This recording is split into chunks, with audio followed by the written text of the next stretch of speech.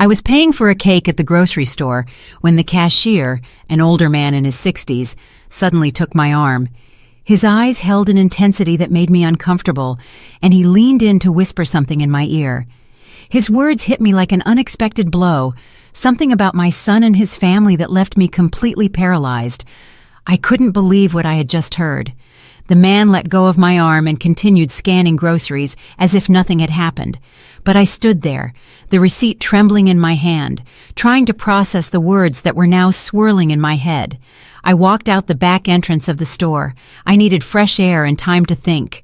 My heart was pounding so hard I could hear it in my ears. Was it possible that what this stranger had told me was true? Or was it just a misunderstanding from someone who didn't really know my situation? I decided to hide behind some trash dumpsters near the parking lot. From there, I could observe without being seen. If what I had heard was true, I would soon know it with my own eyes. My name is Adeline Thorne. I'm 67 years old, and all my life I've worked hard to keep my family together. I live alone in a small apartment downtown on a pension that barely covers the basic bills. Every month, I count the dollars several times before deciding what to spend them on, always prioritizing the needs of others before my own. My only son, Owen, married Sienna 3 years ago. From the beginning, I found her to be a bit distant, but I tried to give her the benefit of the doubt, thinking it might just be shyness. Over time, however, I started to notice strange things about her behavior, though I never said anything because I didn't want to create conflict in my son's marriage. Sienna's family had always been very cordial with me, especially her father, Leonard. But there was something in their eyes that didn't sit right with me.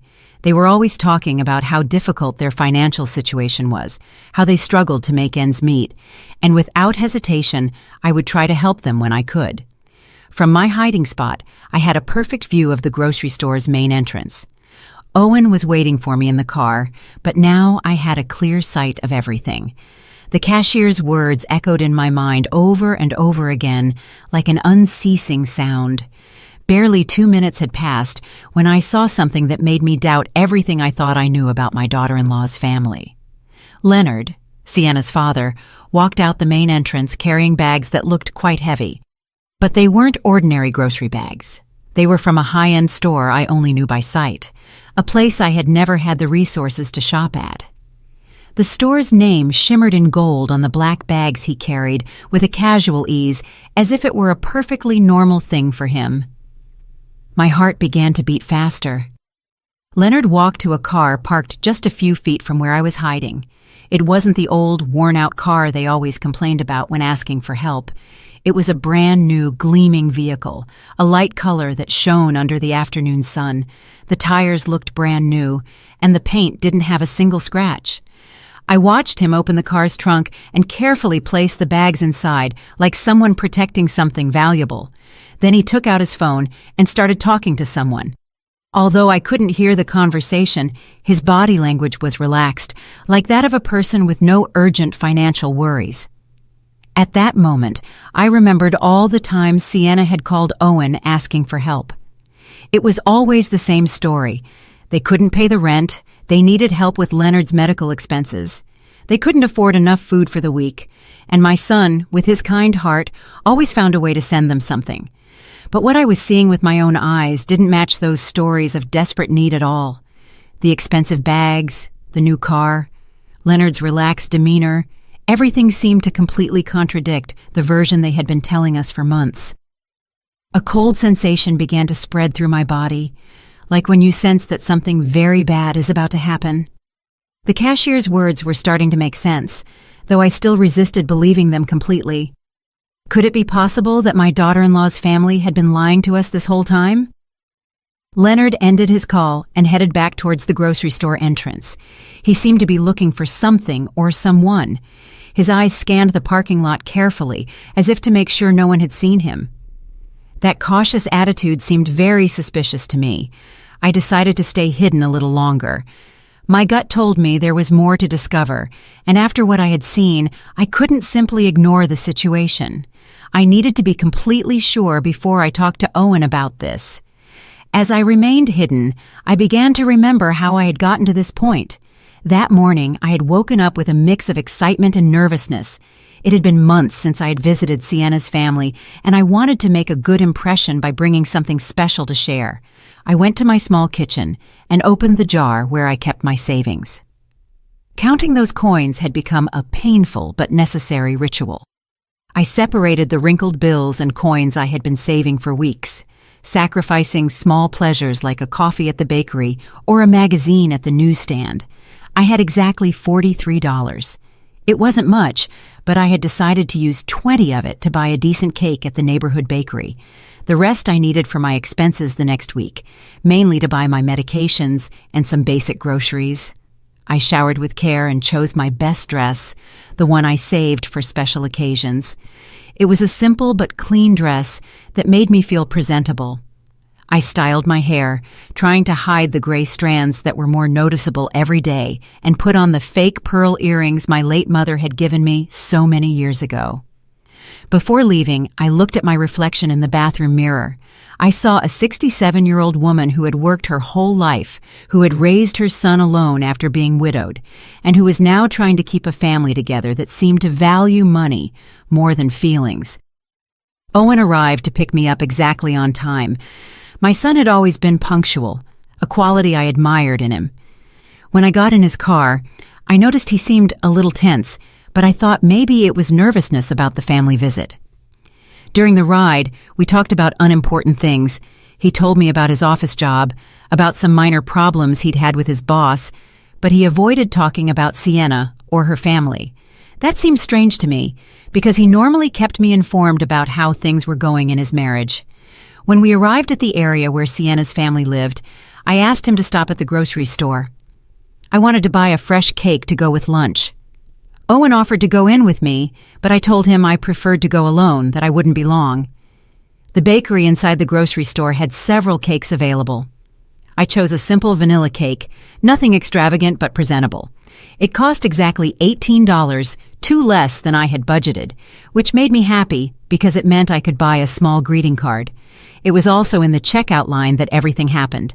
The cashier, a man who seemed to be my age, served me normally until he saw the name on the credit card I tried to use first. The card was rejected, as I expected, because I knew I didn't have sufficient funds. Then I took out the cash. It was at that moment that the man looked at me more closely, whispered my name, Adeline Thorne, and asked me if I was Owen's mother. When I confirmed that I was, his expression changed completely. He looked worried, almost scared. What he told me after grabbing my arm was something I will never be able to forget, though at that moment I refused to believe it. His words were direct and painful. He told me that my daughter-in-law's family came to that grocery store regularly, spending hundreds of dollars on imported products and premium meats, while at the same time he knew they were constantly asking my son for money. He explained that he knew the situation because Leonard had mentioned several times, with a certain pride, how my son helped them financially every month. The cashier told me he had seen Leonard buy bottles of wine that cost more than I spent on food for a whole week. He also told me that Sienna frequently bought expensive beauty products and designer clothes there, always paying in cash.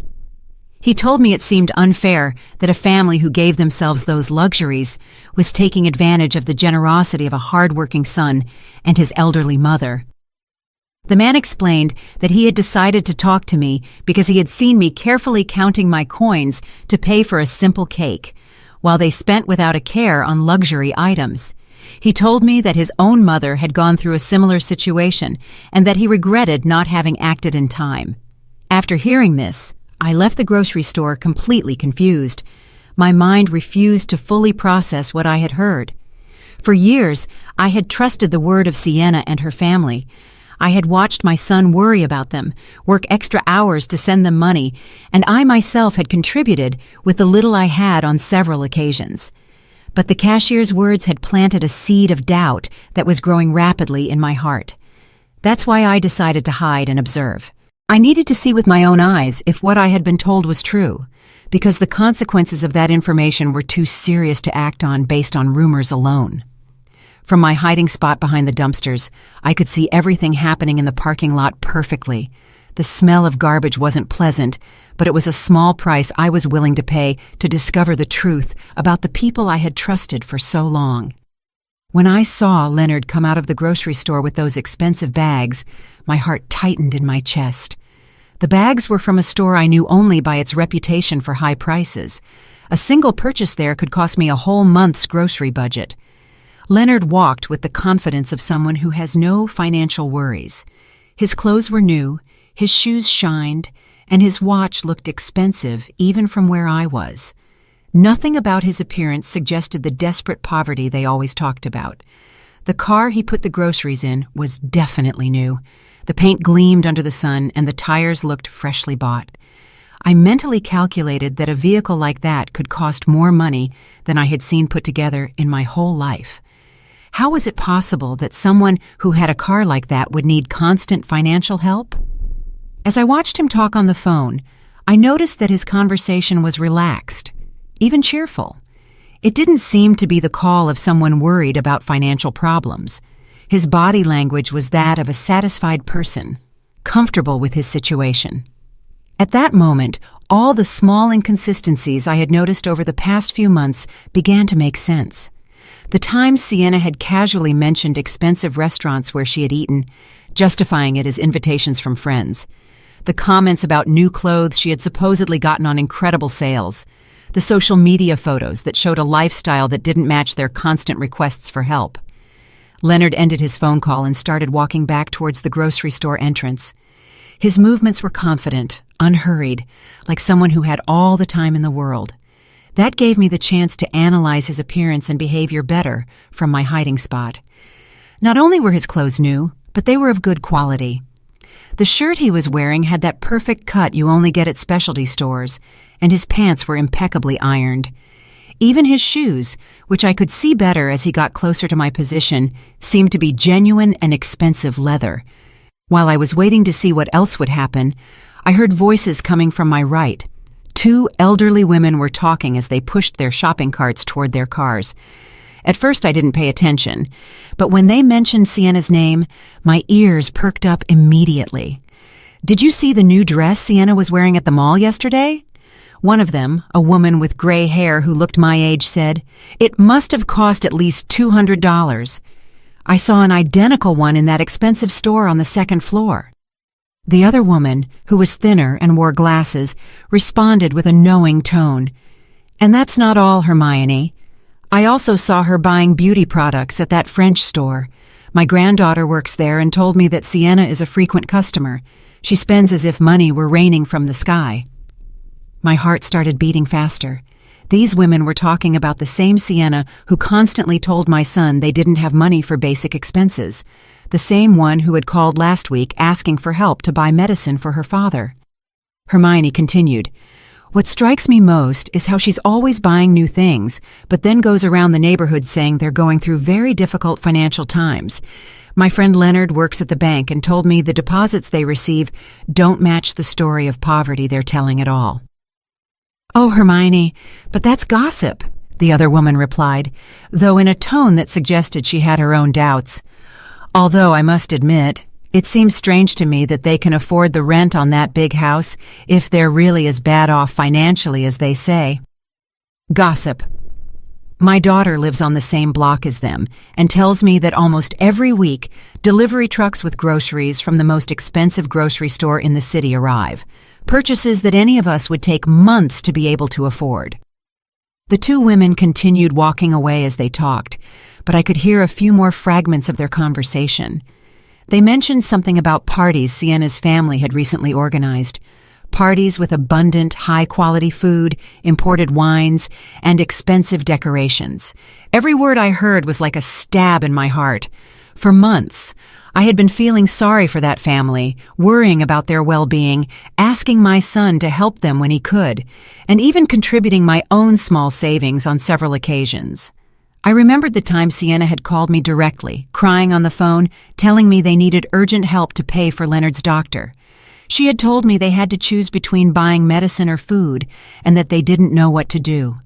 That night, I couldn't sleep thinking about their suffering. The next day, I had gone to the bank and withdrawn $150 from my emergency savings, money I had been saving for a possible medical emergency of my own, but which I decided to give her because I couldn't bear the thought of them suffering when I could help. Now, listening to these women talk about that same family's luxurious lifestyle, I felt like the most foolish woman in the world. How could I have been so naive? How had I not seen the signs that were apparently obvious to the whole neighborhood? Leonard came out of the grocery store again, this time with a smaller bag. He headed back to his car, but this time he stopped to talk to a man who was washing a car near his. I couldn't hear the conversation, but they both seemed relaxed and friendly. The man Leonard was talking to wore work clothes, but you could tell he respected Leonard. His body language suggested that Leonard was someone of a certain status in the neighborhood, someone who commanded respect, possibly because of his financial situation. After a few minutes, I saw Leonard hand the man something.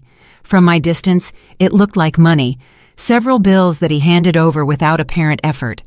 If they were truly going through financial difficulties, as they said, how could he afford to give money to strangers so easily? At that moment, my phone vibrated. It was a text message from Owen asking me what had happened, why I was taking so long at the grocery store. I had completely forgotten about him, still waiting for me in the car, probably worried about my delay. I quickly replied that I was on my way out, that I had been in a very long line. A lie. Lying to my own son hurt, but I needed more time to process everything I had seen and heard. I couldn't get back to his car and tell him my suspicions immediately without more evidence. As I was writing the message, Leonard said goodbye to the man and got into his car. The engine started with a smooth, powerful sound, confirming that it was a good quality and probably recent vehicle. I watched him leave the parking lot with a tranquility that completely contrasted with the image of financial desperation his family had been projecting. I decided to leave my hiding place and walk toward where Owen was. I needed to act normally, at least for now, but my mind was already working, trying to recall all the strange details I had overlooked in recent months, all the small signs that now took on a completely different meaning. When I got to the car, Owen looked at me with concern. "Mom, are you okay? You look pale," he said as I settled into the passenger seat. "Did it take them a long time to check you out?" "Just the line, son," I replied, trying to keep my voice steady. "You know how grocery stores are on weekends." But inside, my heart was beating so hard I was afraid he could hear it. Owen started the car, and we began heading to Sienna's family's house. During the ride, I tried to keep up a normal conversation, but my mind was still processing everything I had seen and heard at the grocery store. Every traffic light, every corner we passed, brought me closer to a meeting I now saw in a completely different light. "How's Leonard's job been lately?" I asked my son, trying to sound casual. "Last time I spoke to Sienna, she said things were very difficult for him." Owen sighed as he drove. "Yeah, Mom. Sienna told me her dad had to reduce his work hours because the company he works for is having problems. That's why we've been helping them a little more these past few months." That information didn't match at all the relaxed and prosperous attitude I had observed in Leonard just a few minutes earlier. A man who was truly worried about reduced work hours wouldn't be spending money at expensive stores or handing bills to strangers in a parking lot. "And how do you feel about that, son?" I asked, watching his expression in the rearview mirror. "I know you've been working a lot of extra hours lately." "Well, Mom, they're my family now," Owen replied in a tone that mixed tiredness with resignation. "Sienna is my wife, and when you get married, you also marry into the family. If they need help, it's my duty as a son-in-law to help them." His words broke my heart. My son, the kind and hard-working man I had raised, was sacrificing his own well-being for people who, from what I had discovered, were taking advantage of his generosity. How much longer could this situation continue without seriously affecting his own financial stability? We arrived at the neighborhood where Sienna's family lived. It was a pleasant residential area with well-maintained houses and manicured lawns. It wasn't the most luxurious neighborhood in the city, but it was definitely not a place where people living in extreme financial difficulties would reside. As Owen looked for a place to park, I was able to get a better look at Sienna's family's house. It was a 2-story building with a well-decorated front lawn and a facade that had been recently painted. The windows had new curtains, and the front door looked like it had been renovated not long ago. "The house looks very well kept," I commented, trying to get more information. "Didn't you tell me they were having trouble paying for some repairs?" "Oh yeah," Owen replied as he parked. "Leonard managed to get some extra work on weekends to make the most urgent repairs. He's been working a lot to keep the house in good condition." Another story that didn't add up. If Leonard were really working extra shifts to survive, how would he have time to go grocery shopping at an expensive store during work hours? And more importantly, how would he have money to spend on luxury goods if everything he earned was supposedly going to house repairs? We got out of the car and walked to the front door. Owen was carrying some things he had brought, while I carried my cake and a mix of nervousness and curiosity that grew with every step. Before we could ring the doorbell, the door opened, and Sienna appeared with a radiant smile. My first impression was one of total shock. Her appearance was completely transformed from the last time I had seen her just a month ago. She was wearing a dress that was definitely not cheap. The fabric looked to be of excellent quality, the cut was perfect, and the vibrant colors gave her an elegant and sophisticated look. Her shoes were clearly new, with a shine that only freshly bought items have, and her handbag matched the outfit perfectly. But what struck me most was her hair and makeup. She had a professional cut that you only get at expensive salons, with highlights that shimmered in the sunlight. Her makeup was flawless, the kind that requires high-quality products and a lot of time to apply correctly. "Adeline, what a joy to see you!" Sienna exclaimed, coming in for a hug. As she embraced me, I could smell her perfume, a costly fragrance I recognized, because I had once seen its price at a store and it seemed equivalent to my 2-week food budget. "Hello, Sienna," I managed to say, trying to hide my surprise. "You look great. That dress is beautiful." "This old dress?" she replied with a laugh that seemed a little forced. "I bought it on a clearance sale months ago. You know how it is. When you find good deals, you have to take advantage of them." That explanation sounded exactly like the one the woman at the grocery store had mentioned. There was always a justification for every expensive item. Incredible deals, gifts from friends, second-hand purchases that looked new. How many extraordinary coincidences could one family have? We went into the house, and I immediately noticed other details that didn't fit with the story of financial difficulties. The living room had been recently redecorated. The furniture wasn't the same as I remembered from my last visit. There was a new leather sofa that looked expensive, a glass coffee table that gleamed impeccably, and several decorative objects that were definitely not cheap. On the wall was a large flat-screen TV that hadn't been there before. It was a recent model, one of those that cost several $1,000s. How could a family in a financial crisis explain the purchase of a luxury television? "Dad, look who came to visit," Sienna called towards the inside of the house. Leonard appeared from what seemed to be the kitchen, wiping his hands with a towel. When he saw me, his expression changed slightly. There was a flicker in his eyes, as if for a moment he had seen something he didn't expect, but he quickly regained his usual smile. "Adeline, so good to see you," he said, approaching to greet me. "We hope you're hungry because Sienna has prepared a delicious meal." It was the same Leonard I had seen at the grocery store just an hour before, but now he was acting as if he hadn't left the house all day. His clothes were the same, but he had put an apron over his shirt as if he had been cooking. "I brought a cake to go with it," I said, handing him the box. "I hope you like it." "What a lovely gesture," Sienna exclaimed.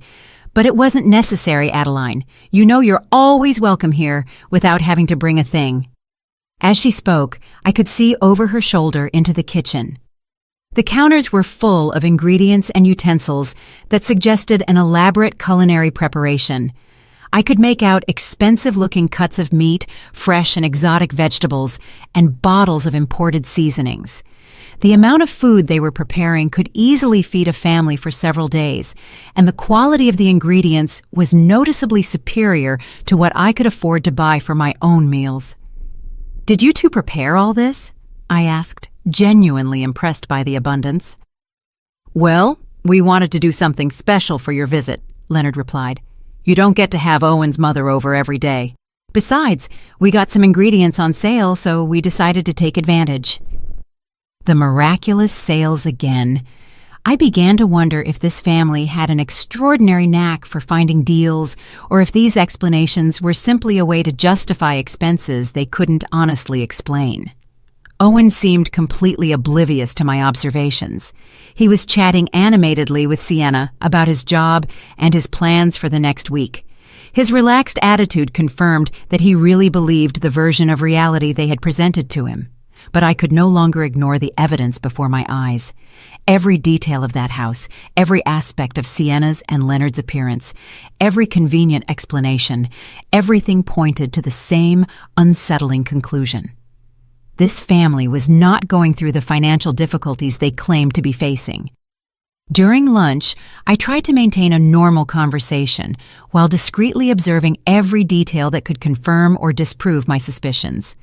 The table was set with dinnerware I didn't remember seeing before, plates and glasses that seemed to be of good quality, not the kind of utensils someone worried about every penny would use. The food they served was abundant and varied. There were several main courses, elaborate salads, and side dishes that required expensive ingredients. Leonard poured wine into crystal glasses, a wine I recognized from having seen its price at the grocery store, more than $50 a bottle. "This wine is delicious," I commented, trying to get information. "Is it a special brand?" "Oh, this one?" Leonard replied with a proud smile. "A friend of mine who works in imports got it for me at a special price. Normally we couldn't afford wines like this, but when these opportunities come up, you have to take advantage." There was always a perfect explanation, always a generous friend, or an incredible deal that justified every luxury. I was starting to wonder how many generous friends one family could have, and how frequent those extraordinary deals could be. While we ate, Sienna casually mentioned some plans they had for the next month. She talked about a family celebration they were organizing, an event that, as she described it, would require a considerable investment in decorations, food, and entertainment. "Sounds expensive," I said without thinking, my words slipping out. "Expensive?" Sienna laughed. "Well, we've been saving for this for months. Besides, Leonard got an extra job that will help us cover the expenses." I immediately remembered what I had seen at the grocery store just a few hours earlier. Leonard spending money as if he had no worries, buying luxury products, driving a new car. What was the truth about his work situation? "What kind of extra job did you get, Leonard?" I asked directly. For a moment, I saw an expression of discomfort cross his face, as if my question had caught him off guard, but he quickly regained his composure. "Weekend consulting," he replied vaguely.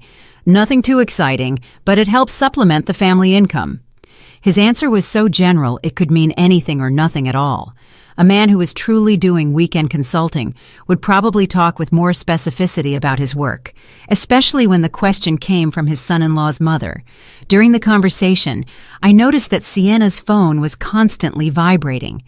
Every time she looked at the screen, she smiled in a way that seemed significant to me. At one point, when she thought no one was watching her, she replied to a message, typing quickly with a look of satisfaction on her face. "Everything okay with the phone?" I asked with apparent curiosity. "Oh, just some friends organizing a get-together for next week," she replied, quickly putting her phone away. You know how women are, always planning something. But there was something about her expression that didn't convince me. The way she had smiled while reading the messages suggested that the content was more meaningful than simple social plans. After lunch, Leonard offered to show me some of the improvements they had made to the house.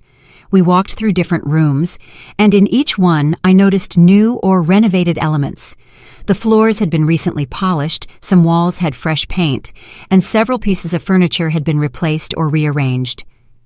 In the master bedroom, I saw something that particularly caught my attention. On top of the dresser were several shopping bags from expensive stores, some still unopened.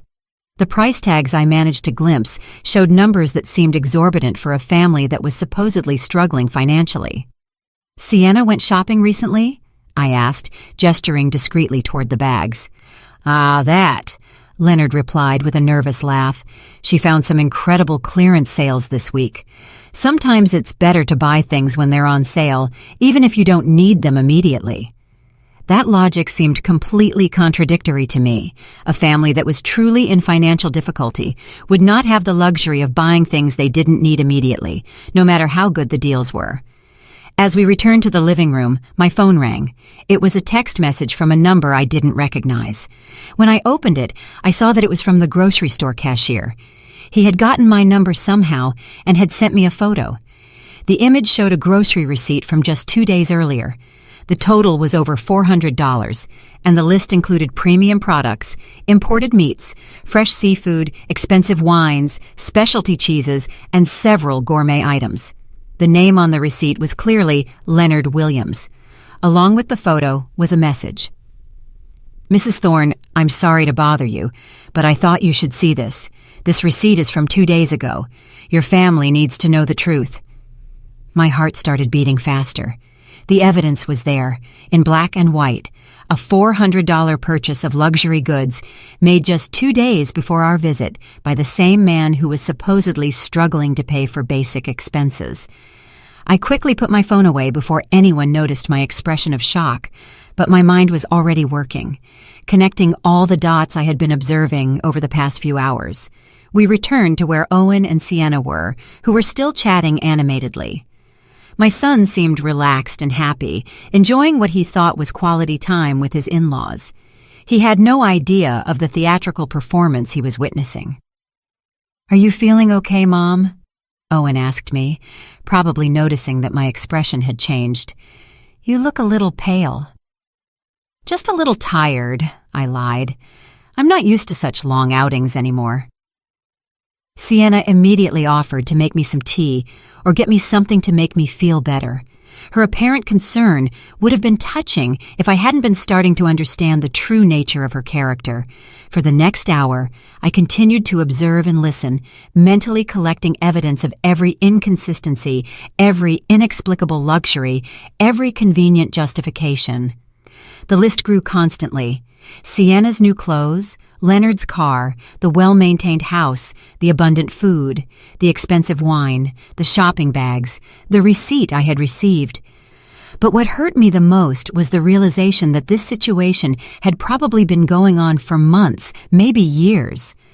How much money had my son sent to this family? How many sacrifices had he made? And how many had I made to help people who didn't actually need help? When we finally said goodbye and left the house, my mind was completely made up. I couldn't let this farce continue. My son deserved to know the truth, however painful it was, and I had a responsibility to protect him from further manipulation. During the drive back home, Owen commented on how nice the visit had been and how well Sienna's family looked. His words were like daggers in my heart, because I knew I would soon have to shatter that happy image with a much darker and more disappointing reality. "Yes, they look very well," I replied carefully, choosing my words precisely. Maybe too well for a family that's going through such severe difficulties. The drive back home was one of the most difficult of my life. Every mile we drove took me physically away from the house where I had discovered the truth, but brought me emotionally closer to a decision that would change everything for my family. My mind was a whirlwind of contradictory thoughts, doubts, and a growing sense of indignation that I struggled to keep under control. Owen was driving calmly, occasionally whistling a tune that showed his good mood. For him, we had spent a pleasant afternoon with his in-laws, sharing a delicious meal and strengthening family ties.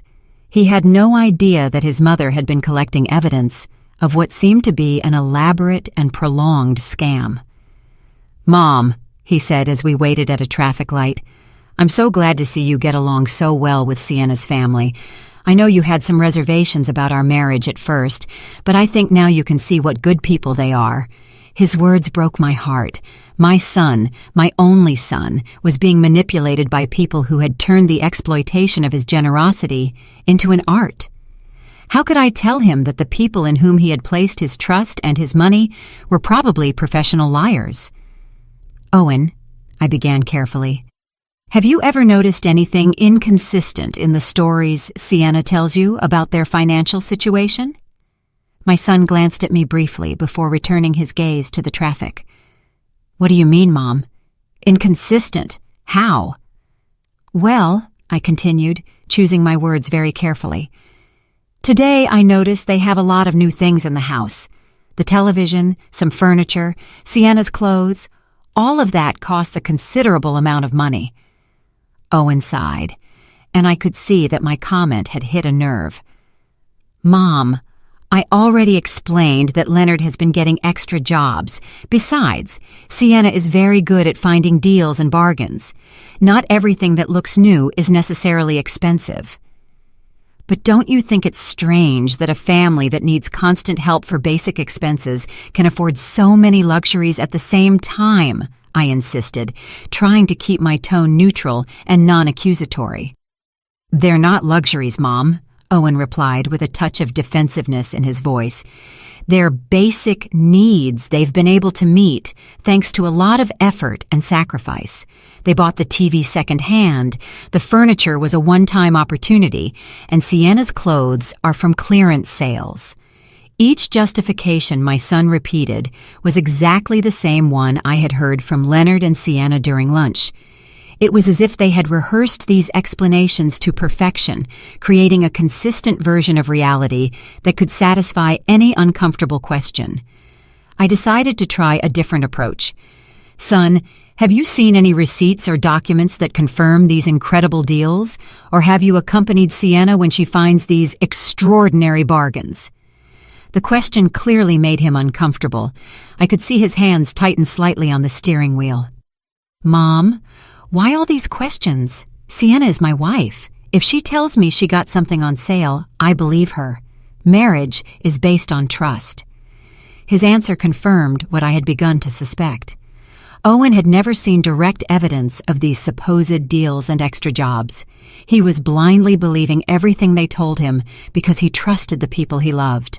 Of course, son, I replied softly. Trust is fundamental in marriage, but it's also important to protect yourself from people who might take advantage of that trust.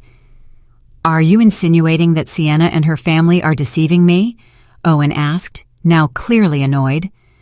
Mom, that's a very serious accusation. I'm not accusing anyone, I said quickly, realizing I had pushed too hard. I'm just expressing some concerns I have as a mother who loves you and wants to see you happy and prosperous. The rest of the trip passed in tense silence. Owen was clearly processing my conversation, but I could see from his expression that my words had created more resistance than reflection. It was evident that any criticism toward Sienna and her family would be received as a personal attack. When we arrived at my apartment, Owen helped me out of the car, but his goodbye hug was colder than usual. Mom, he said before leaving, I hope you can give Sienna's family a chance. They're good people who are doing the best they can in difficult circumstances. I'll keep that in mind, son, I replied, knowing he would interpret my response as a promise to be more understanding, when in reality, it was the opposite.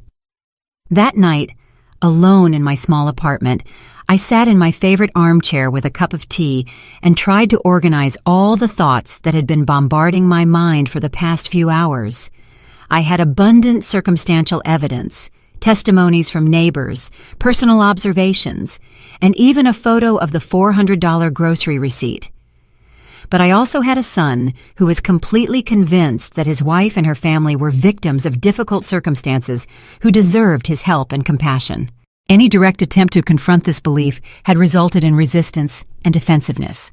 I took out my phone and looked at the photo of the receipt the grocery store cashier had sent me again. The numbers were indisputable. Over $400 in luxury goods purchased just 2 days before our visit. That amount represented more than I spent on food for an entire month. As I looked at that evidence, I remembered all the times Owen had come home stressed after working extra hours to send money to Sienna's family. I remembered the occasions when I myself had contributed with my few savings, feeling sorry for their supposed desperate situation.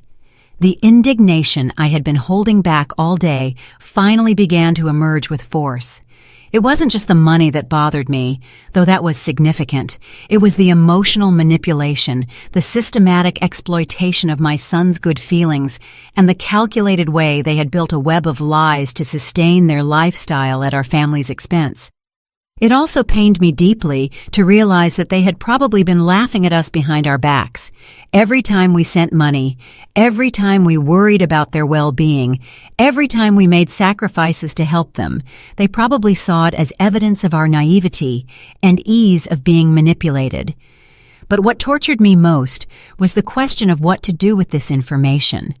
I had the evidence, I had the observations, I had the documented inconsistencies, but I also had a son who would refuse to believe anything negative about his wife without absolutely irrefutable proof. If I acted too quickly or too confrontational, I ran the risk of alienating Owen and pushing him more towards Sienna. But if I didn't act soon, the manipulation would continue, possibly getting worse over time, and my son would continue to be exploited financially and emotionally.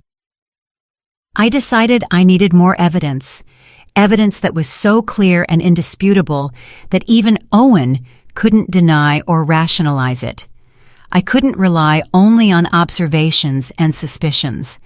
I needed concrete proof that would reveal the true nature of the people who had deceived my family. That night, before I fell asleep, I made a decision that would change the course of the events that followed.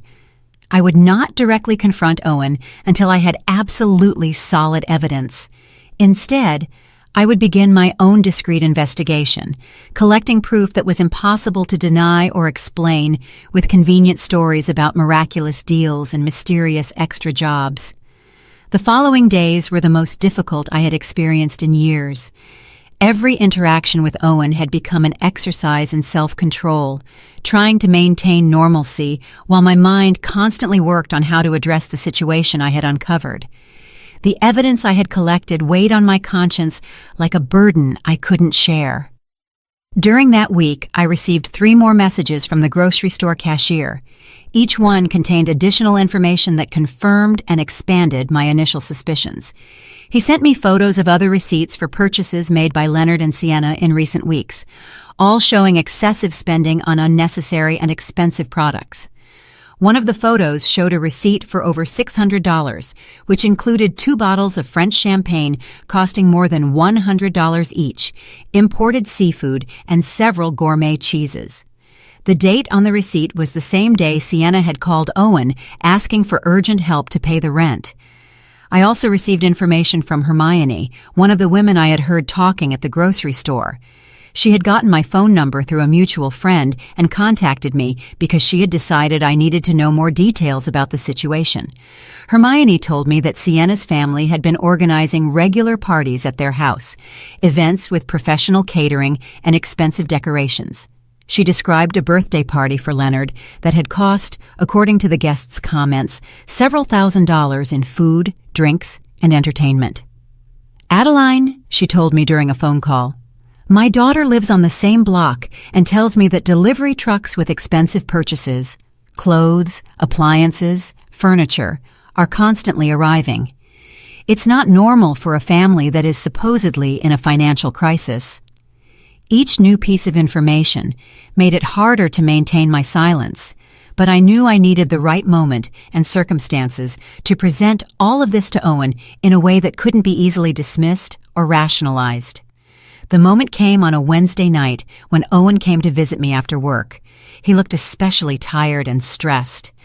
When I asked him what was wrong, he told me that Sienna had asked him for additional money for a medical emergency for Leonard. "He needs a minor surgery," Owen explained, rubbing his temples with clear signs of tension. "The insurance doesn't cover everything, and they need $200 by Friday. I've been working double shifts all week to be able to get the money together." That was the last straw. $200 for a supposed medical emergency requested by the same family that had spent $600 on champagne and seafood just a few days earlier. I couldn't let my son sacrifice himself anymore for these elaborate lies. "Owen," I said, taking his hands in mine. I need to show you something. But before I do, I want you to know that I'm doing this because I love you and because I can't stand to see you being hurt. I took out my phone and showed him the first photo of the $400 receipt. His eyes widened when he saw the date and the total, but before he could speak, I showed him the other photos I had received during the week. "Mom, where did you get this?" Owen asked, looking at the images with an expression that mixed confusion and denial. "And how do you know these receipts are real?" I explained my encounter with the grocery store cashier, the conversations I had overheard from the neighbors, and all the observations I had made during our visit. I spoke slowly and carefully, presenting each piece of evidence logically and chronologically. "But there has to be an explanation," Owen insisted, although his voice no longer sounded as convinced as before. "Maybe Leonard had a good month at work, or maybe they received money from another source." "Son," I replied gently, "these luxury purchases were made on the same days that Sienna called you asking for help with basic expenses. Doesn't that seem like too much of a coincidence?" I could see the realization starting to sink into his mind. His eyes moved between the photos on my phone and my face, looking for some way to reconcile what he was seeing with what he had believed for so long. "Besides," I continued, showing him the information I had gotten about the expensive parties, "the neighbors have seen how this family really lives. It's not the story of desperate poverty they've been telling you." Owen got up from his chair and started pacing my small living room. I could see his mind working, recalling past conversations, broken promises, and small inconsistencies that he had probably ignored or rationalized before. "But why would they do this?" he finally asked in a voice that sounded completely defeated. "Why would Sienna lie to me about something so important?" "Because it worked," I replied honestly. "Because you've been sending them money regularly without asking questions, trusting their word. For them, you're a reliable source of additional income that they can use to maintain a lifestyle they couldn't otherwise afford." Tears began to form in my son's eyes. Seeing his pain broke my heart, but I knew it was necessary to free him from this destructive manipulation. "How much money have I given them in total?" he asked, though he seemed afraid of the answer.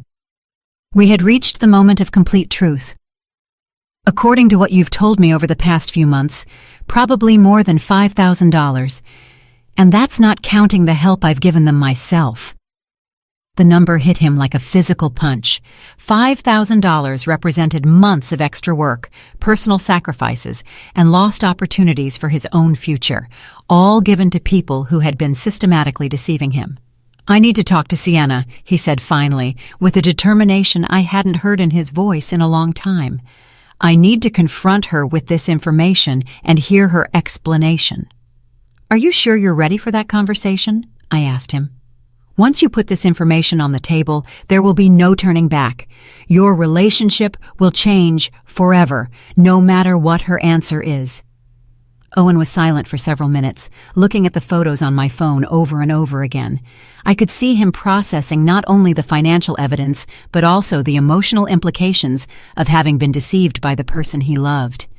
"Mom," he said finally, "thank you for showing me this.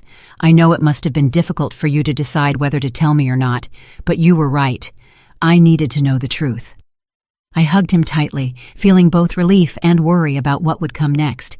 The truth had finally come to light. But now came the most difficult part, facing the consequences of years of lies and manipulation. "What are you going to do now?" I asked. "I'm going home tonight, and I'm going to have a very serious conversation with my wife," Owen replied with a firmness he hadn't shown in months.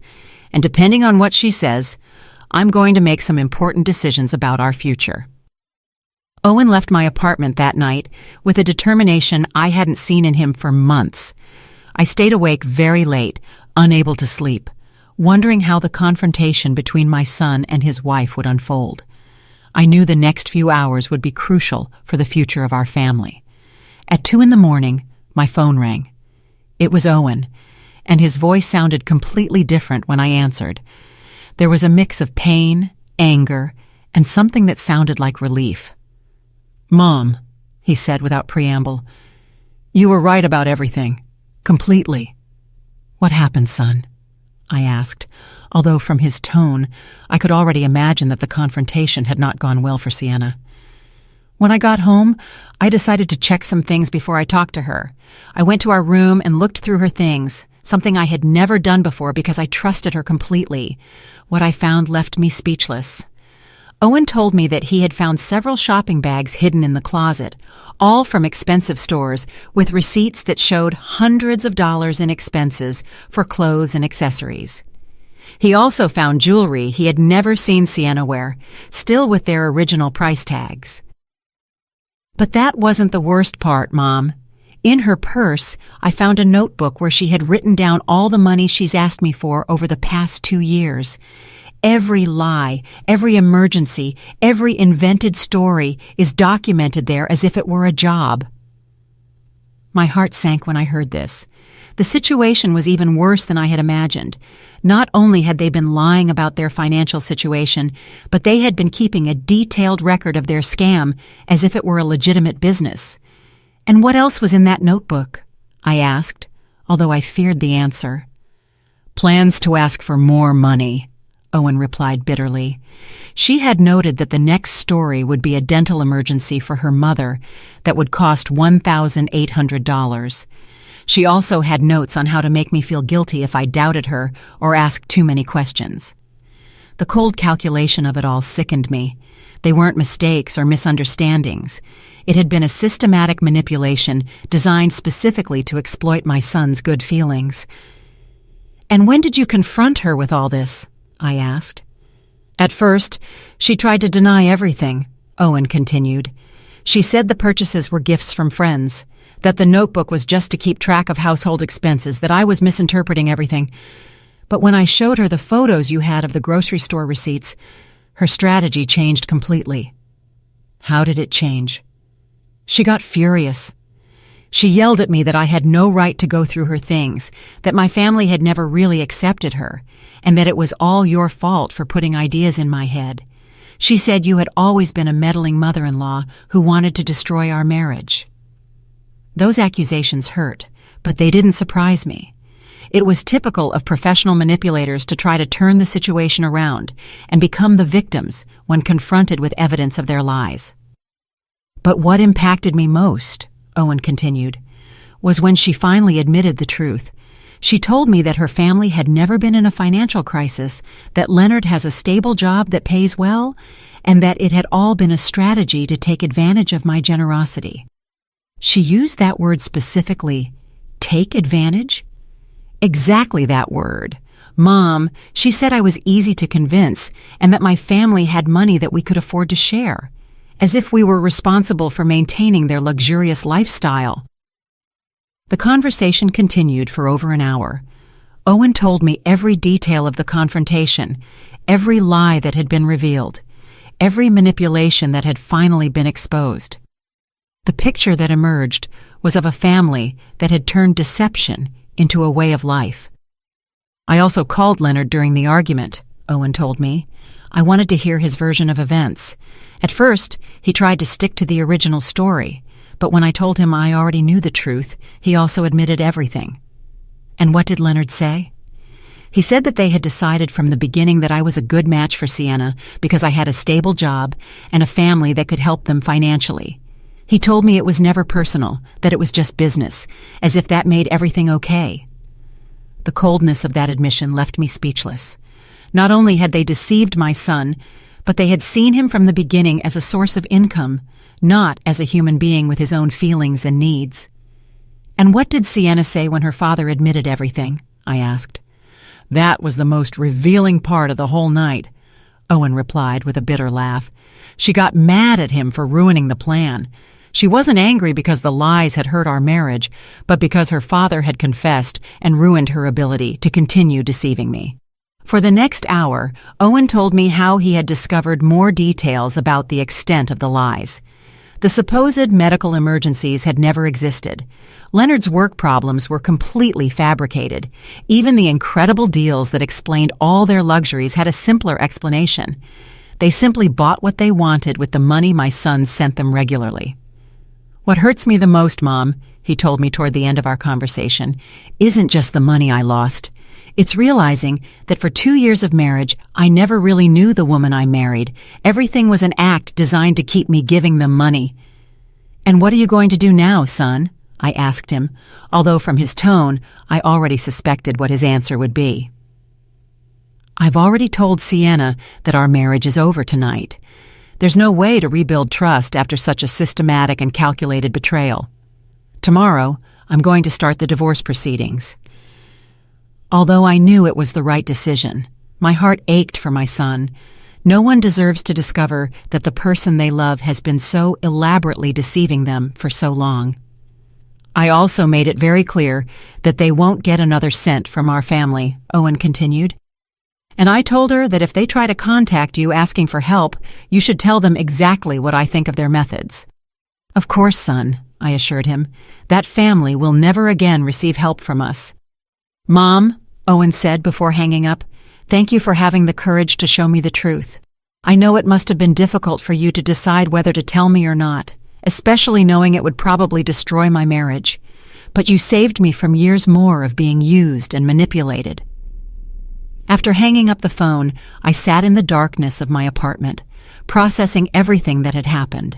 The truth had finally come to light, but it had come at a very high cost for my son.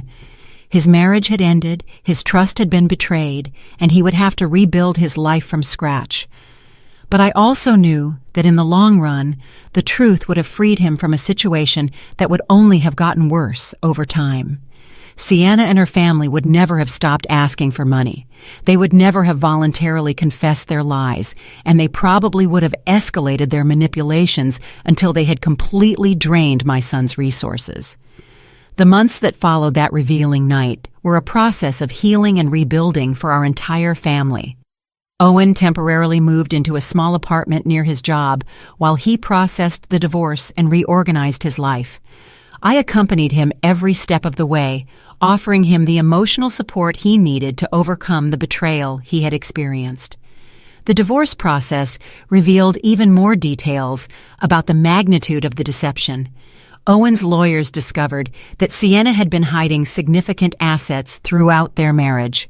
She had a secret bank account where she deposited some of the money she received from my son and had been buying valuable items that she then hid to maintain the appearance of financial need. "Mom," Owen told me during one of our weekly meals, "the lawyer calculated that over our 2 years of marriage, I sent them more than $15,000. $15,000 that I could have used to buy a house, to invest in my future, or to help you when you needed it." The number deeply impacted me. It represented years of my son's honest work, sacrificed for people who had seen him only as a source of easy income. But what made me most proud was seeing how Owen had matured through this painful experience. During the legal process, Sienna and her family tried to contact me on several occasions. Leonard called me trying to convince me to intercede with Owen, promising that they would return all the money and never ask for help again. His pleas sounded desperate, but I had already learned to recognize their manipulations. "Leonard," I told him during the last call I accepted, "you had 2 years to be honest with my son. You chose lies, manipulation, and deceit. Now you have to live with the consequences of those decisions." Sienna also attempted a final effort at manipulation by showing up at my apartment one afternoon unannounced. She was dressed in simple clothes and no makeup, trying to project an image of vulnerability and repentance. But I already knew her techniques too well. "Adeline," she said with tears that seemed rehearsed, "I know we made mistakes, but I really loved Owen. This all got out of control, but we never wanted to hurt him." "Sienna," I replied with a calm that surprised me. "Real love doesn't include systematic lies and calculated manipulation. What you did wasn't love. It was exploitation, disguised as love." She continued to try various approaches. First, the repentant victim, then the desperate wife. After that, the daughter-in-law who just wanted to mend the family relationship. But every strategy she tried only confirmed what I already knew about her true nature. "The money you took from my son isn't just money," I explained to her. "It represented his trust, his future, and his ability to believe in the people he loves. That can't be returned with apologies or promises. Finally, after more than an hour of failed manipulation attempts, Sienna showed her true colors. Her expression changed completely, and she told me coldly, "I always knew you were the problem in this marriage. Owen would have been happy if you hadn't meddled." "Maybe," I replied calmly. "But he would have been happy while being deceived and exploited. I prefer him to be temporarily unhappy but free than happy but used." After that confrontation, I never heard from Sienna or her family again. According to Hermione, they moved out of the neighborhood a few weeks later, probably to avoid the embarrassment of everyone knowing the truth about their methods. Owen's recovery process was gradual but constant. At first, he was angry with himself for having been so trusting. But with time and perspective, he began to understand that his generosity and trust were not weaknesses, but valuable qualities that had been exploited by unscrupulous people. "Mom," he told me during a dinner near his new apartment, "I've been thinking about everything that happened, and I realize I learned something important. Generosity must be accompanied by wisdom, and trust must be earned and maintained, not given blindly." With the money he no longer had to send to Sienna's family, Owen was able to start rebuilding his finances. He opened a savings account, began investing in his professional future, and for the first time in years, he could enjoy small luxuries without feeling guilty. He also helped me improve my own situation. He insisted on giving me money to buy some new appliances I needed, and began visiting me more frequently, bringing good quality food that we could share without worrying about the cost. "It's ironic," he reflected one day, as we shared a meal he had bought. "All this time I was worried about helping a family that didn't need help, while you, who really could have used more support, never asked for anything." That observation deeply moved me. During the years of Sienna's manipulation, I had watched my son exhaust himself trying to meet constant demands for money, while I remained silent about my own needs so as not to add more pressure to his life. 6 months after the divorce, Owen had found a new balance in his life. He had learned to be more cautious without becoming cynical, wiser without losing his ability to trust the people who truly deserved his trust. "Mom," he told me during one of our Sunday walks in the park, "I want to thank you again for having the courage to show me the truth. I know it was difficult for you to decide whether to intervene or not." "Son," I replied, "a mother must always protect her children, even when it hurts.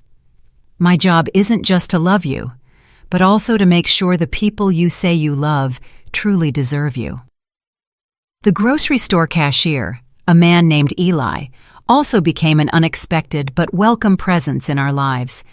One day, he came to visit me to ask how things had turned out, and we ended up talking for hours about the importance of speaking up when we see injustices, even if it's uncomfortable to do so. "You know, Mrs. Thorne," Eli told me before he left, "my mother went through a similar situation years ago, and no one had the courage to tell her the truth. When everything was finally discovered, she had already lost all her life savings. That's why I decided to talk to you. Some truths hurt, but silence hurts more."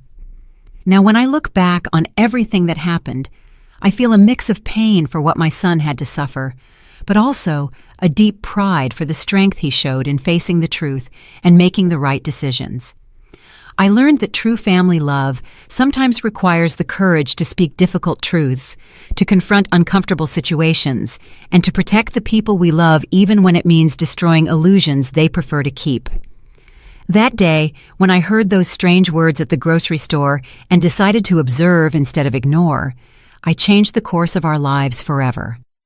It was one of the most difficult decisions I've ever made, but also one of the most correct. Today, Owen is a wiser, stronger man who is more aware of his own worth. He is no longer the victim of professional manipulators, but someone who has learned to set healthy boundaries and to value his own generosity enough not to allow it to be exploited. And I, Adeline Thorne, at 69 years old, learned that it's never too late to be brave, to stand up for what's right, and to protect those we love. Because in the end, the most powerful justice isn't the one that shouts, but the one that acts with wisdom and protects those we love most. 2 years have passed since that afternoon at the grocery store that changed our lives forever.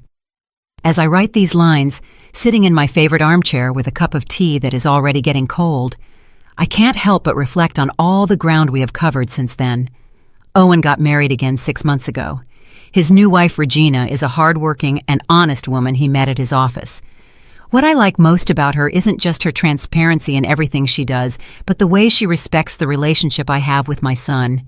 She has never tried to interfere between us or shown the slightest interest in our family finances. The first time Regina came to my house for dinner, she brought the ingredients for us to cook together. "Adeline," she told me as we prepared the vegetables, "I want you to know that I will never ask you or Owen for money. I believe in working for what I need and being honest about what I can afford." Her words moved me to tears, not only for her honesty, but because I realized how traumatized I had been by the experience with Sienna. For months after the divorce, every time we met someone new, I would find myself analyzing their motivations and looking for signs of manipulation. The healing process was not easy for either of us. Owen went through periods of depression where he questioned his judgment in relationships.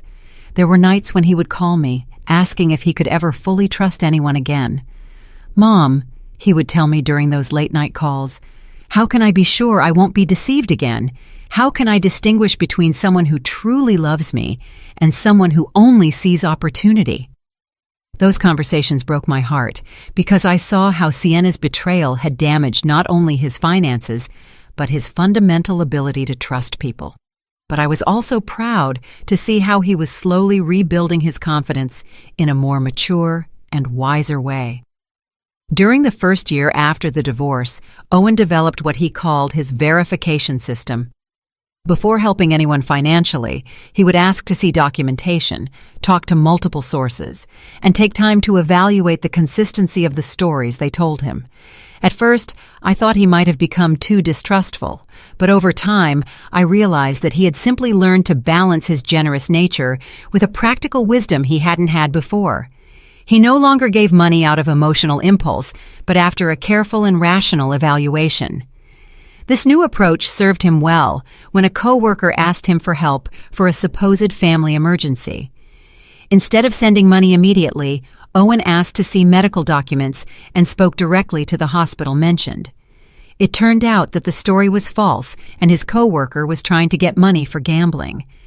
"Mom," he told me after discovering that lie, "2 years ago, I would have sent the money without asking a single question. Now I understand that verifying isn't distrusting. It's protecting yourself from people who seek to take advantage of the kindness of others." For my part, I also had to process my own feelings about what had happened. For months, I felt guilty for having waited so long to say something, wondering how much money we could have saved if I had acted sooner. But with time and perspective, I came to understand that I acted at the right time, when I had enough evidence to be convincing. The grocery store cashier who initially alerted me to the situation became a dear friend to our family. He and his wife Marlene visit us regularly, and we have developed a friendship based on shared values of honesty and mutual support. "You know, Adeline," Eli told me during one of his visits, "what I admire most about this whole situation is how you handled the truth. Many people would have made a scene, yelled, or sought revenge, but you simply presented the facts and let the truth do its job." His words made me reflect on something important I had learned throughout this process, that silent dignity is more powerful than noisy revenge. I never sought to hurt Sienna or her family.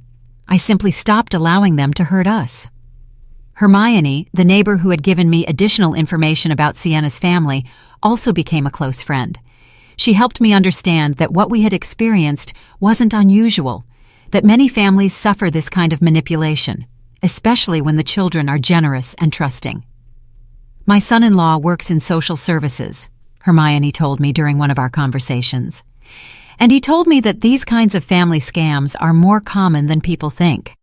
There are people who have turned the manipulation of kind-hearted relatives into a way of life."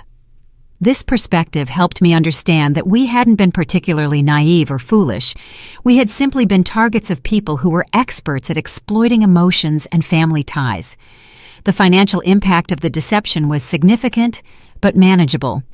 Owen calculated that in total, we had lost around $15,000 when my contribution and some loans he had made, which were never returned, were included.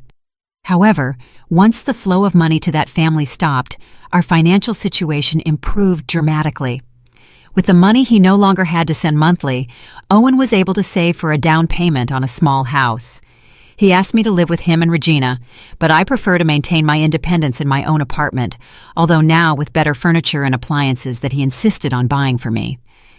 "Mom," he told me when he brought the new refrigerator, "for years I watched you count coins while I sent hundreds of dollars to people who didn't need them. Now it's your turn to have the things you deserve." Regina turned out to be not only a good wife to Owen, but also a considerate daughter-in-law to me. She never tries to compete with my place in my son's life, and always includes me in her family plans and decisions. The difference from Sienna's attitude is so marked that sometimes I find it hard to believe both women exist in the same world.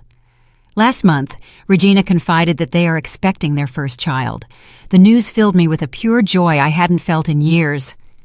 This grandson or granddaughter will grow up in a home where honesty and integrity are fundamental values, very different from the environment of lies and manipulation that would have existed if Owen had remained with Sienna. "I want our child to know you as the grandmother who had the courage to protect our family," Regina told me while holding my hand. "Owen has told me the whole story, and I deeply admire what you did. Sometimes I wonder what would have happened if I had never decided to hide behind those trash dumpsters to watch Leonard. How long would the deception have continued? Would Owen have eventually discovered the truth on his own, or would he have continued to be exploited indefinitely? I'll probably never know the answer to those questions, but what I do know is that the courage to face uncomfortable truths is one of the most important responsibilities we have toward the people we love. In these 2 years, I have reflected a lot on the signs I ignored for so long, the small details that didn't add up, the overly convenient explanations, the way Sienna always had a perfect story for every situation. Now I understand that my maternal instinct had been trying to alert me for months, but I had silenced those doubts because I didn't want to create conflict. I have learned that maintaining family peace should not come at the cost of allowing the family to be exploited.